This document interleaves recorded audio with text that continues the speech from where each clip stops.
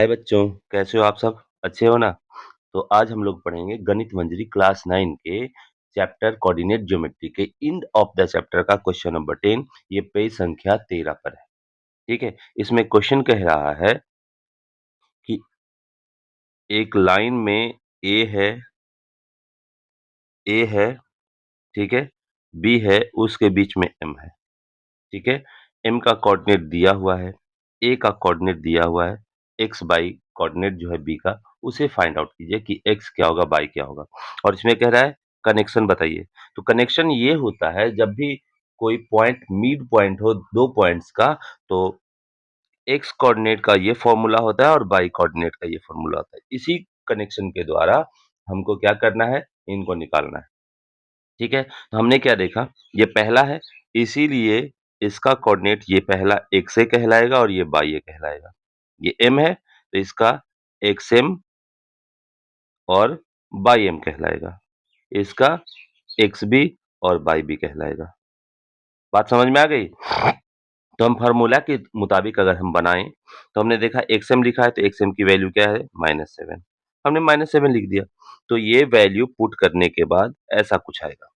तो हम क्या करेंगे, ये डिवीजन में है तो ये इधर आके मल्टीप्लिकेशन में जाएगा, इसलिए हमने यहाँ पे -14 लिखा है और इसमें कोई चेंजिंग नहीं हुई है।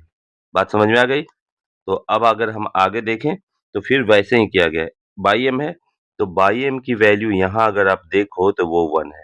हमने 1 रखा है और फिर वो वैल्यू बाई ए और बाई बी का रख दिया। बाई ए की वैल्यू -4 और बाई बी की वैल्यू बाई।